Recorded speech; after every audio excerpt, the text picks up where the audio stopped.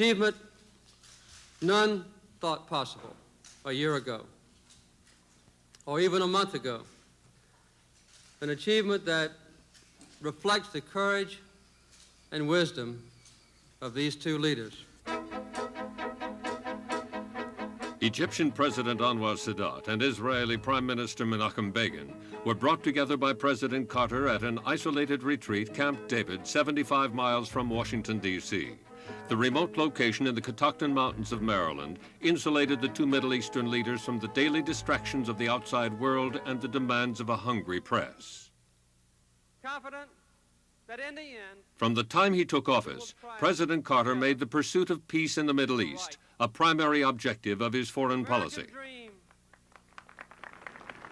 A critical breakthrough first came early in 1977 when President Sadat visited Israel for face-to-face talks with Prime Minister Begin, an historic moment for both countries and for both men.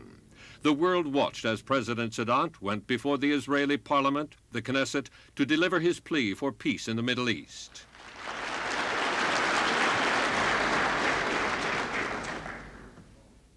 Despite frustrations and even setbacks, the lines of communication were kept open through the White House, visited by Prime Minister Begin in December of 1977.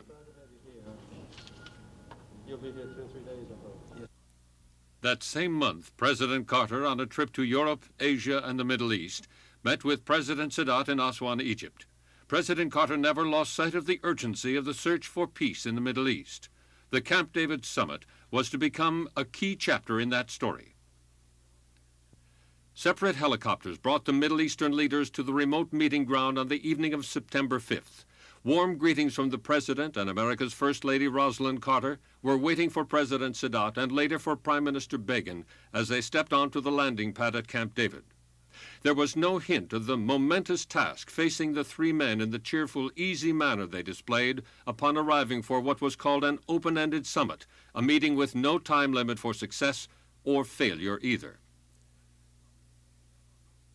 President Carter, who held constant briefing sessions with Middle Eastern experts from the U.S. State Department, was available to the Egyptian and Israeli delegations at all times. The process of give and take, debate, and analysis went on day and night among the leaders and their staffs. Except for religious observances, there was little relief from the constant negotiating sessions. One recess arranged by President Carter included a short trip by the three leaders and some of their aides to the hallowed Civil War battlefield of Gettysburg, Pennsylvania. They saw the ground where, more than 100 years ago, thousands of Americans died fighting each other. Such respites were few, as the three men labored for 13 days, sometimes together, but more often in two-party negotiating sessions. Hardly a word about their deliberations leaked out of Camp David until the attention of the world was called to the White House on Sunday night, September 17th. When we first arrived at Camp David, the first thing upon which we agreed was to ask the people of the world to pray that our negotiations would be successful. Those prayers have been answered far beyond any expectations. We are privileged to witness tonight a significant achievement in the cause of peace, an achievement none thought possible a year ago, or even a month ago, an achievement that reflects the courage and wisdom of these two leaders. Through 13 long days at Camp David, we have seen them display determination and vision and flexibility, which was needed to make this agreement come to pass. All of us owe them our gratitude and respect. They know that they will always have my personal admiration. There are still great difficulties that remain and many hard issues to be settled. The questions that have brought warfare and bitterness to the Middle East for the last 30 years will not be settled overnight. But we should all recognize the substantial achievements that have been made. One of the agreements that President Sadat and Prime Minister Begin are signing tonight is entitled A Framework for Peace in the Middle East.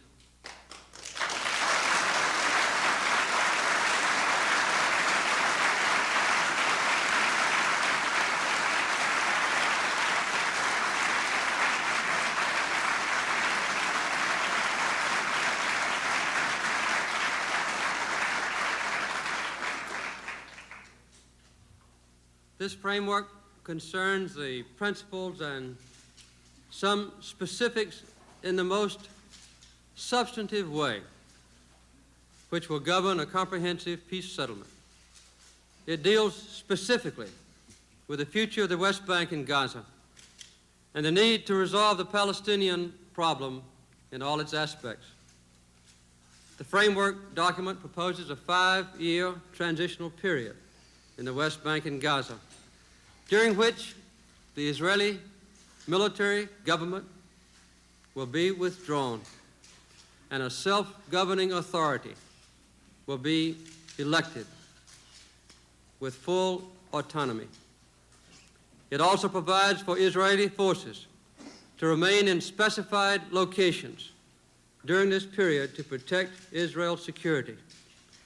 The Palestinians will have the right to participate in the determination of their own future, in negotiations which will resolve the final status of the West Bank and Gaza, and then to produce an Israeli-Jordanian peace treaty. These negotiations will be based on all the provisions and all the principles of United Nations Security Council Resolution 242.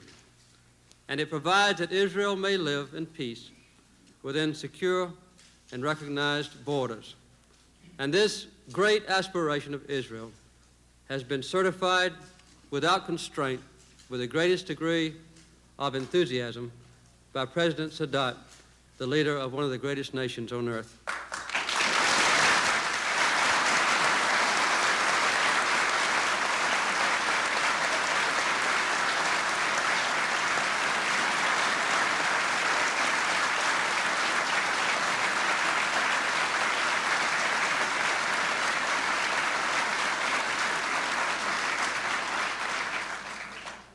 The other document is entitled Framework for the Conclusion of a Peace Treaty between Egypt and Israel. It provides for the full exercise of Egyptian sovereignty over the Sinai. It calls for the full withdrawal of Israeli forces from the Sinai. And after an interim withdrawal, which will be accomplished very quickly, the establishment of normal, peaceful relations between the two countries, including diplomatic relations.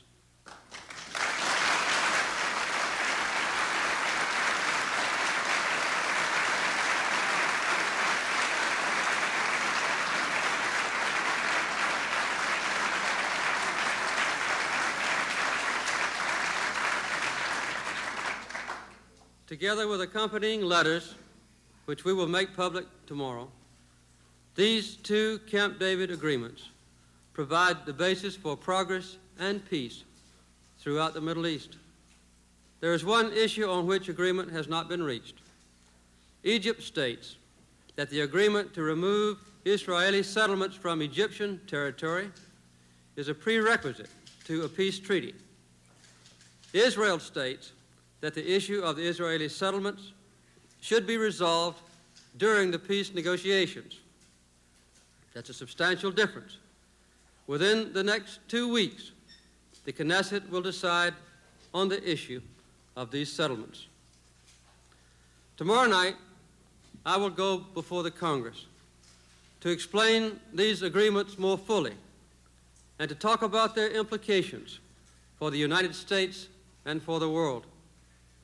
For the moment, and in closing, I want to speak more personally about my admiration for all of those who have taken part in this process, and my hope that the promise of this moment will be fulfilled. During the last 2 weeks, the members of all three delegations have spent endless hours, day and night, talking, negotiating, grappling with problems that have divided their people for 30 years.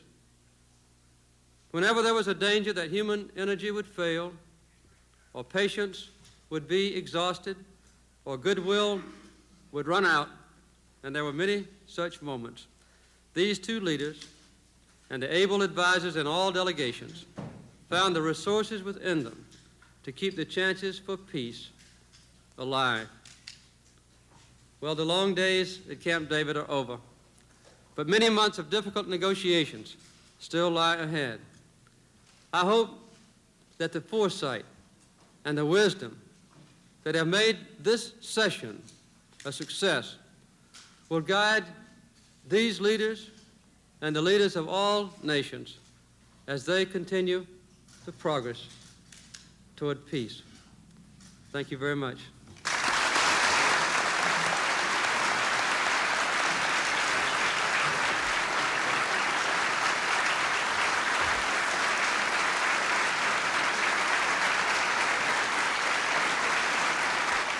Dear President Carter, in this historic moment, I would like to express to you my heartfelt congratulations and appreciation. For long days and nights, you devoted your time and energy to the pursuit of peace. You have been most courageous when you took the gigantic step of convening this meeting. The challenge was great, and the risks were high, but so was your determination. You made a commitment to be a full partner in the peace process. I'm happy to say that you have honored your commitment. The signing of the framework for the comprehensive peace settlement has a significance far beyond the event. It signals the emergence of a new peace initiative with the American nation in the heart of the entire process. In the weeks ahead, important decisions have to be made if we are to proceed on the road to peace. We have to reaffirm the faith of the Palestinian people in the ideal of peace. The continuation of your active role is indispensable. We need your help and the support of the American people. Let me seize this opportunity to thank each and every American for his genuine interest in the cause of people in the Middle East. Dear friend, we came to Camp David with all the goodwill and faith we possess, and we left Camp David a few minutes ago with a renewed sense of hope and inspiration. We are looking forward to the days ahead with an added determination to pursue the noble goal of peace. Your able assistants spared no effort to bring out this happy conclusion. We appreciate their spirit and dedication. Our hosts at Camp David and the state of Maryland were most generous and hospitable. To each one of them and to all those who are watching this great event, I say thank you. Let us join in a prayer to God Almighty to guide our path. Let us pledge to make the spirit of Camp David a new chapter in the history of our nations. Thank you, Mr. President.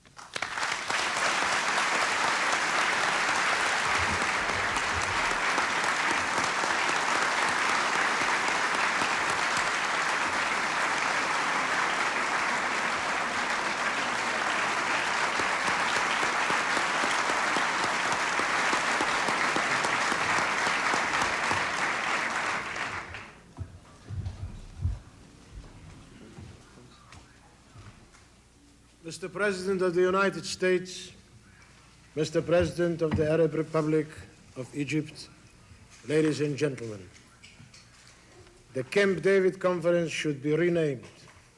It was the Jimmy Carter Conference.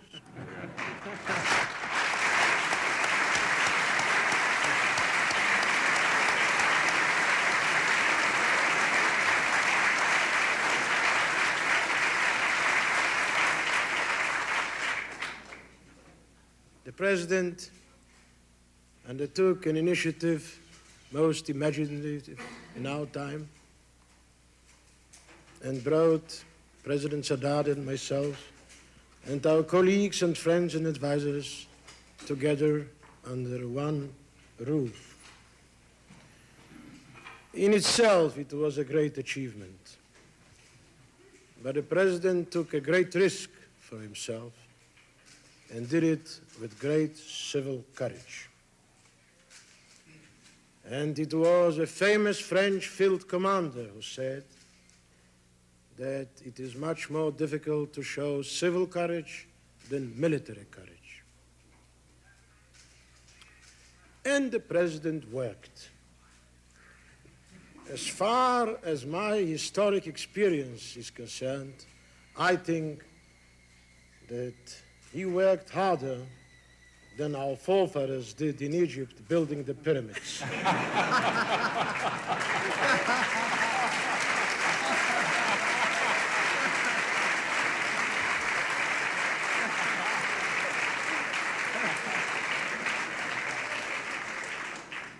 Yes, indeed. He worked day and night. And so did we. Amen. Day and night. We used to go to bed at Camp David between 3 and 4 o'clock in the morning, rise as we are used to since our boyhood, between 5 and 6, and continue working. The President showed interest in every section, every paragraph, every sentence, every word, every letter of the framework agreement. We had some difficult moments. As usually, there are some crises in negotiations.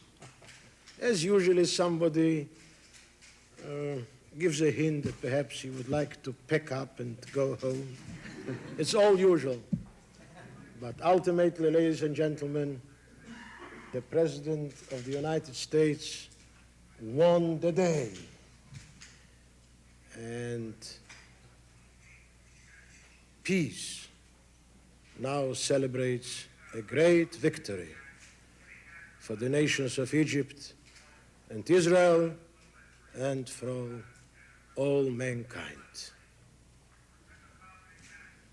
Mr. President, we the Israelis thank you from the bottom of our hearts for all you have done for the sake of peace, for which we pray and yearn more than 30 years. The Jewish people suffered much, too much. And therefore, peace to us is a striving coming innermost from our heart and soul. Now, when I came here to the Camp David Conference, I said, perhaps as a result of our work, one day people will in every corner of the world be able to say, Habemus Pacem, in the spirit of these days. Can we say so tonight? Not yet. We still have to go a road until my friend President Sadat and I sign the peace treaties. We promised each other that we shall do so within 3 months. Mr. President, tonight, at this celebration of a great historic event, let us promise each other that we shall do it earlier than within 3 months.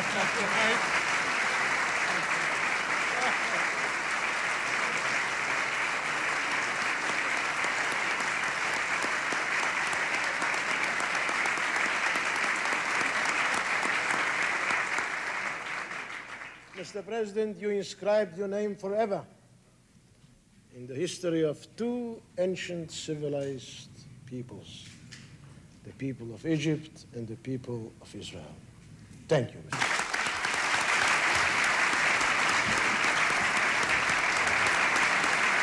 Prime Minister Begin also paid tribute to the work of his own staff and the dedication of Egyptian and American advisors, and he delivered a few words in Hebrew for his fellow countrymen.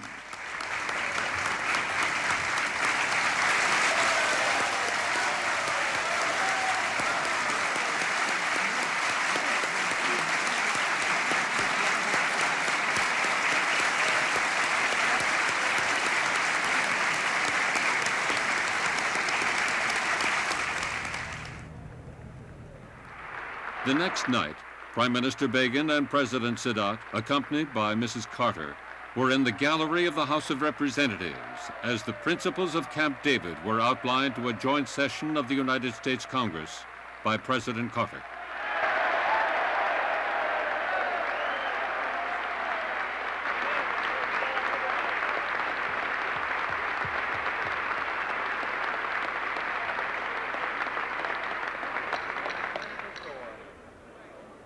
Mr. Speaker, the President of the United States.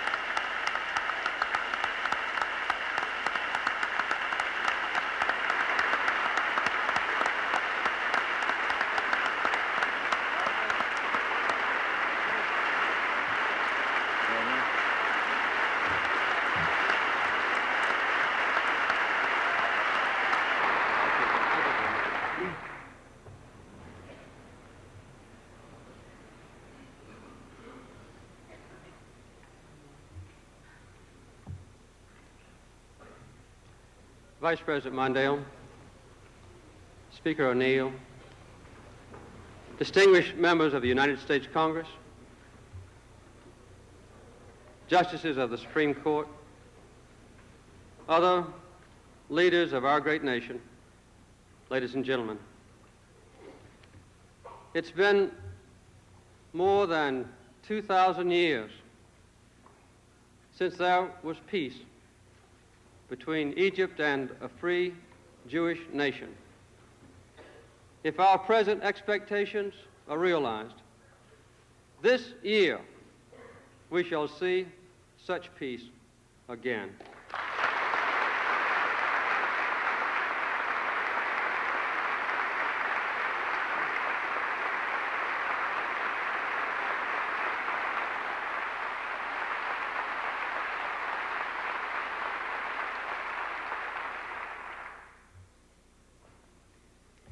The first thing I would like to do is to give tribute to the two men who made this impossible dream now become a real possibility. The two great leaders with whom I have met for the last 2 weeks at Camp David. First, President Anwar Sadat of Egypt.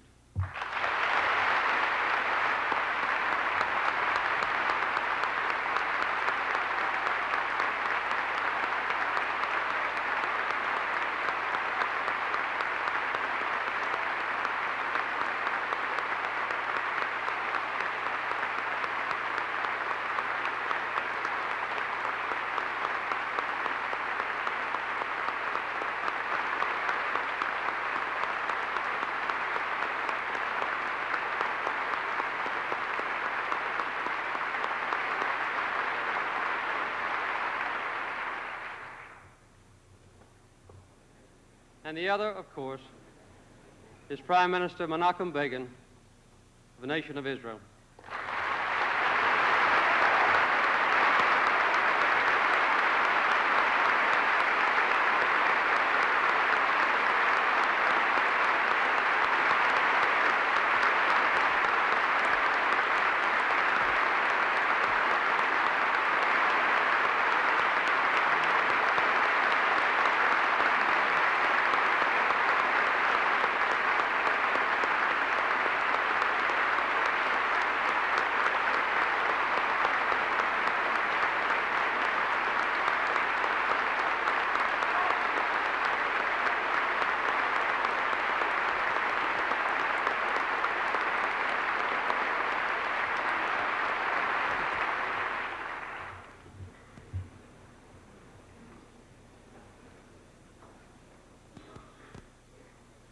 I know that all of you would agree that these are two men of great personal courage,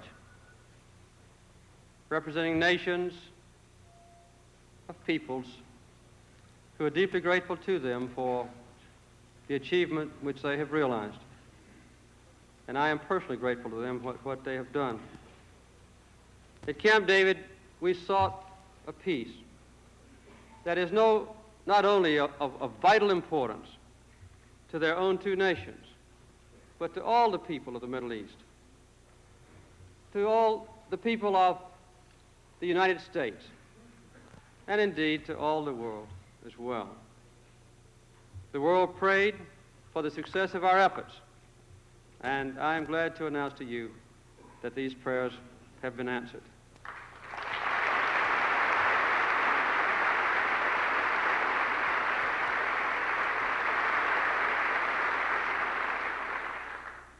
I've come to discuss with you tonight what these two leaders have accomplished and what this means to all of us. The United States has had no choice but to be deeply concerned about the Middle East and to try to use our influence and our efforts to advance the cause of peace. For the last 30 years, through 4 wars, the people of this troubled region have paid a terrible price in suffering and division and hatred and bloodshed.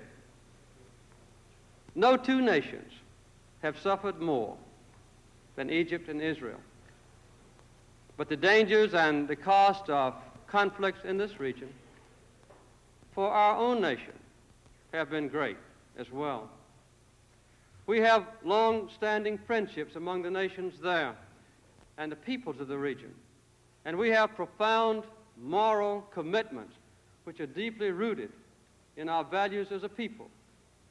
The strategic location of these countries and the resources that they possess mean that events in the Middle East directly affect people everywhere. We and our friends could not be indifferent if a hostile power were to establish domination there. In few areas of the world is there a greater risk that a local conflict could spread among other nations adjacent to them and then perhaps erupt into a tragic confrontation between us superpowers ourselves. Our people have come to understand that unfamiliar names like Sinai, Aqaba, Sharm el-Sheikh, Ras el-Nakba, Gaza, the West Bank of Jordan, can have a direct and immediate bearing on our own well-being as a nation and our hope for a peaceful world. That is why we in the United States cannot afford to be idle bystanders, why we have been full partners in the search for peace, and why it is so vital to our nation that these meetings at Camp David have been a success. Through the long years of conflict, 4 main issues have divided the parties involved. One is the nature of peace. Whether peace will simply mean that the guns are silenced, that the bombs no longer fall, that the tanks cease to roll, or whether it will mean that the nations of the Middle East can deal with each other as neighbors and as equals and as friends with a full range of diplomatic and cultural and economic and human relations between them. That's been the basic question. The Camp David Agreement has defined such relationships, I'm glad to announce to you, between Israel and Egypt.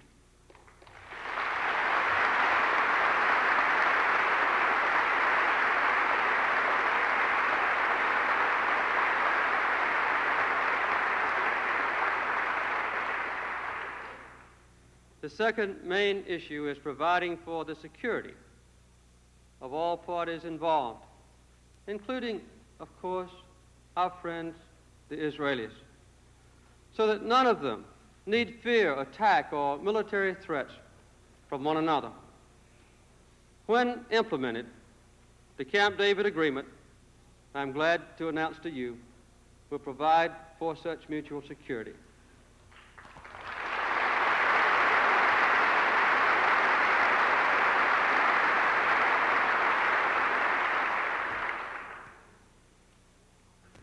Third is a question of agreement on secure and recognized boundaries. The end of military occupation and the granting of self-government, or else the return to other nations of territories which have been occupied by Israel since the 1967 conflict. The Camp David Agreement, I'm glad to announce to you, provides for the realization of all these goals.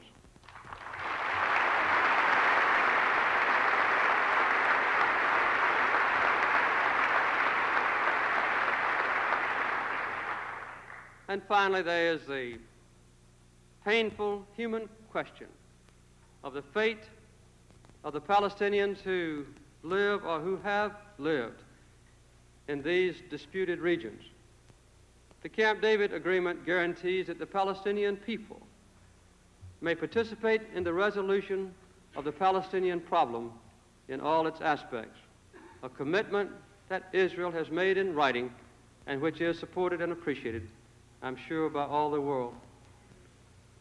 Over the last 18 months, there has been, of course, some progress on these issues. Egypt and Israel came close to agreeing about the first issue, the nature of peace. They then saw that the second and third issues, that is, withdrawal and security, were intimately connected, closely entwined, but fundamental divisions still remained in other areas about the fate of the Palestinians, the future of the West Bank and Gaza, and the future of Israeli settlements in occupied Arab territories. We all remember the hopes for peace that were inspired by President Sadat's initiative, that great and historic visit to Jerusalem last November that thrilled the world, and by the warm and genuine personal response of Prime Minister Begin and the Israeli people, and by the mutual promise between them, publicly made, that there would be no more war. These hopes were sustained when Prime Minister Begin reciprocated by visiting Ismailia on Christmas Day. That progress continued, but at a slower and slower pace through the early part of the year. And by early summer, the negotiations had come to a standstill once again. It was this stalemate and the prospect for an even worse future that prompted me to invite both President Sadat and Prime Minister Begin to join me at Camp David. They accepted, as you know, instantly, without delay, without preconditions, without consultation even between them. It's impossible to overstate the courage of these two men or the foresight they have shown.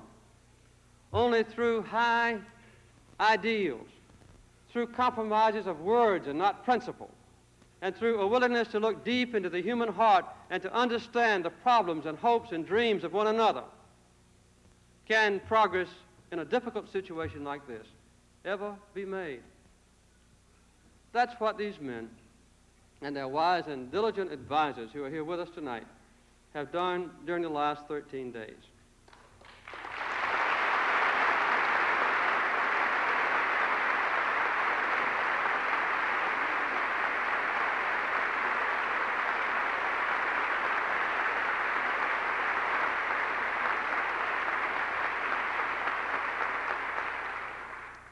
When this conference began, I said that the prospects for success were remote.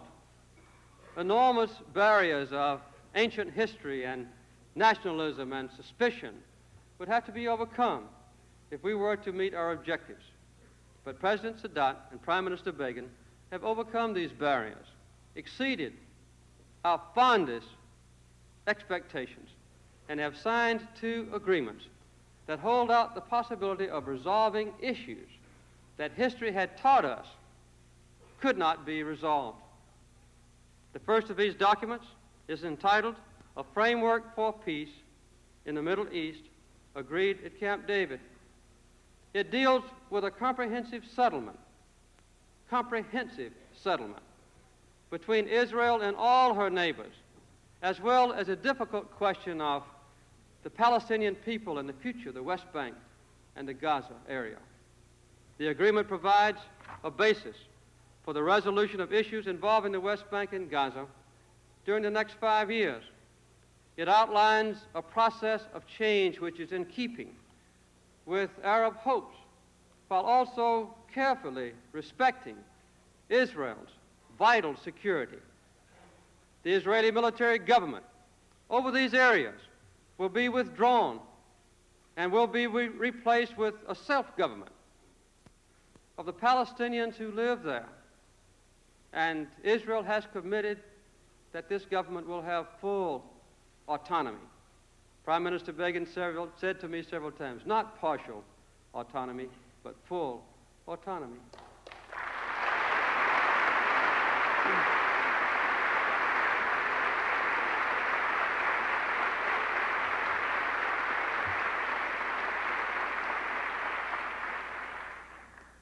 Israeli forces will be withdrawn and redeployed into specified locations to protect Israel's security.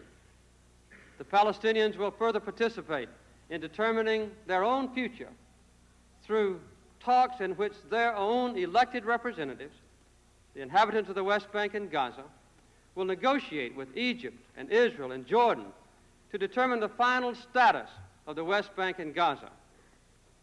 Israel has committed themselves that the legitimate rights of the Palestinian people will be recognized. After the signing of this framework last night, and during the negotiations concerning the establishment of the Palestinian self-government, no new Israeli settlements will be established in this area. The future settlements issue will be decided among the negotiating parties. The final status of the West Bank and Gaza will be decided before the end of the 5-year transitional period during which the Palestinian Arabs will have their own government. As part of a negotiation which will produce a peace treaty between Israel and Jordan, specifying borders, withdrawal, all those very crucial issues. These negotiations will be based on all the provisions and the principles of Security Council Resolution 242, with which you all are so familiar. The agreement on the final status of these areas will then be submitted to a vote by the representatives of the inhabitants of the West Bank and Gaza. And they will have the right for the first time in their history, the Palestinian people, to decide how they will govern themselves permanently. We also believe, of course, all of us, that there should be a just settlement of the problems of displaced persons and refugees, which takes into account appropriate United Nations resolutions. Finally, this document also outlines a variety of security arrangements to reinforce peace between Israel and her neighbors. This is, indeed, a comprehensive and fair framework for peace in the Middle East, and I'm glad to report this to you.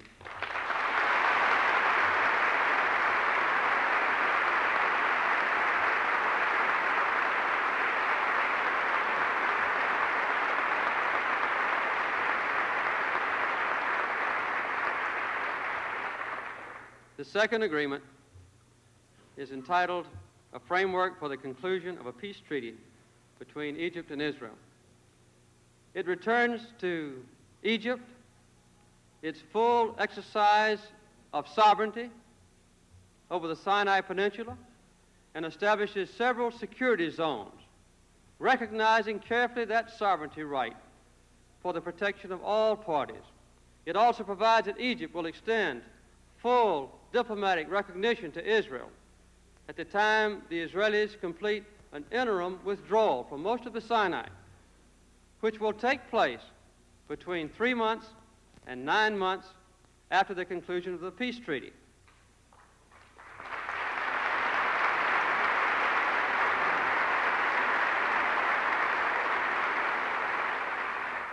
And the peace treaty is to be fully negotiated and signed no later than 3 months from last night.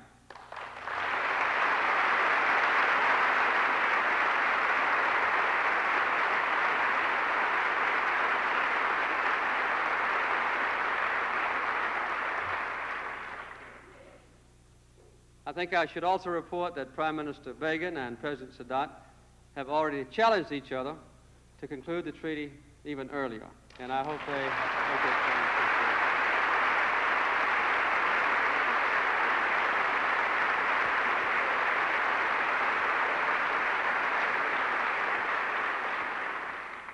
This final conclusion of a peace treaty will be completed late in December, and it would be a wonderful Christmas present for the world.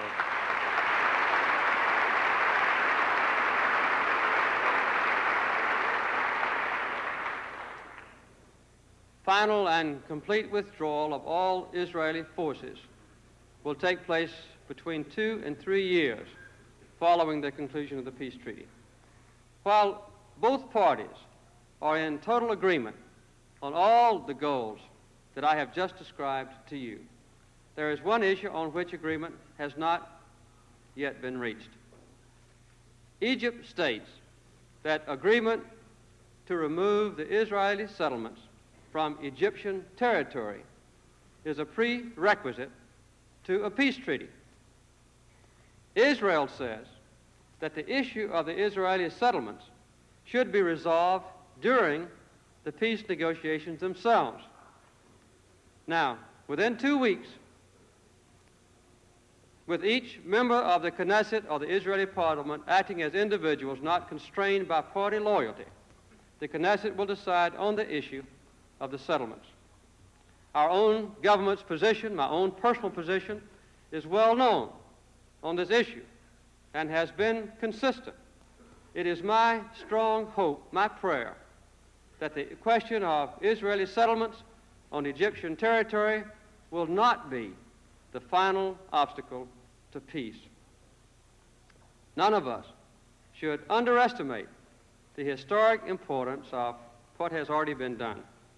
This is the first time that an Arab and an Israeli leader have signed a comprehensive framework for peace. It contains the seeds of a time when the Middle East, with all its vast potential, may be a land of human richness and fulfillment, rather than a land of bitterness and continued conflict.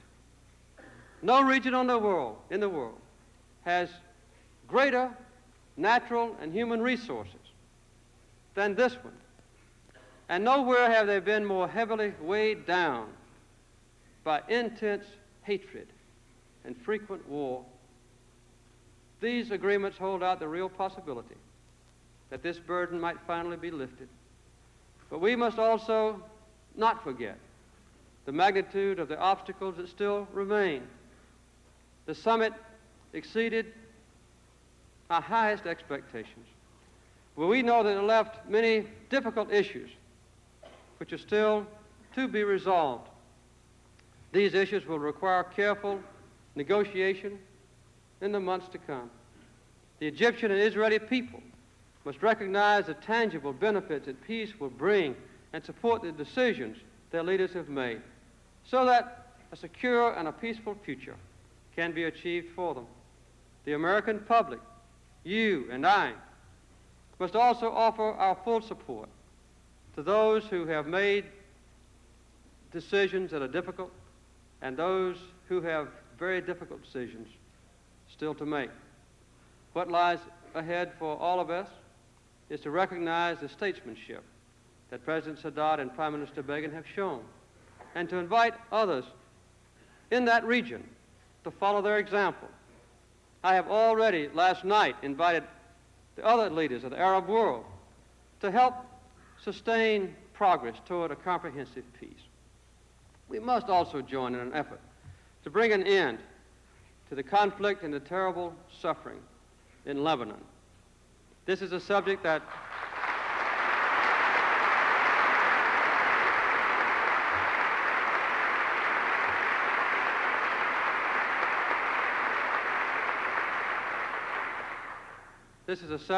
President Sadat discussed with me many times while I was in Camp David with him.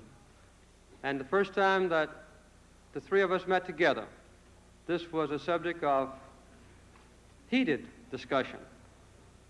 On the way to Washington last night in a helicopter, we mutually committed ourselves to join with other nations, with the Lebanese people themselves, all factions, with President Sarkis, with Syria and Saudi Arabia, perhaps the European countries like France, to try to move toward a resolution of the problem in Lebanon, which is so vital to us and to the poor people in Lebanon who have suffered so much. We will want to consult on this matter and on these documents and their meaning with all of the leaders, particularly the Arab leaders. And I'm pleased to say to you tonight that just a few minutes ago, King Hussein of Jordan and King Khalid of Saudi Arabia, perhaps other leaders later, but these two have already agreed to receive Secretary Vance, who will be leaving tomorrow, to explain to them the terms of the Camp David agreement.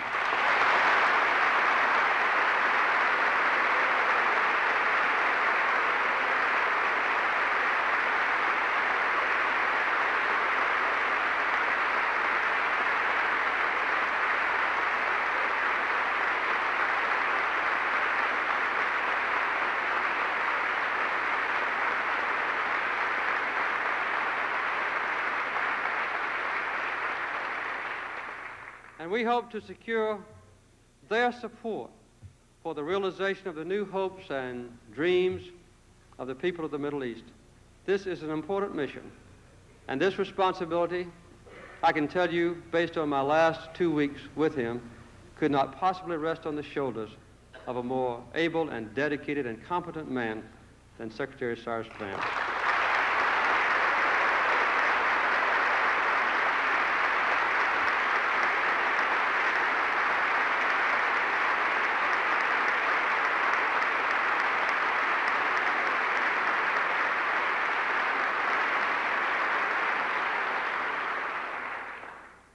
Finally, let me say that for many years, the Middle East has been a textbook for pessimism, a demonstration that diplomatic ingenuity was no match for intractable human conflicts. Today, we are privileged to see the chance for one of the sometimes rare, bright moments in human history, a chance that may offer the way to peace. We have a chance for peace because these two brave leaders found within themselves the willingness to work together to seek these lasting peace, these lasting prospects for peace, which we all want so badly. And for that, I hope that you will share my prayer of thanks, and my hope that the promise of this moment shall be fully realized. The prayers at Camp David were the same as those of the shepherd King David, who prayed in the 85th Psalm, "Wilt thou not revive us again, that thy people may rejoice in thee? I will hear what God the Lord will speak, for he will speak peace unto his people and unto his saints, but let them not return again unto folly." And I would like to say, as a Christian, to these two friends of mine, the words of Jesus: "Blessed are the peacemakers, for they shall be the children of God."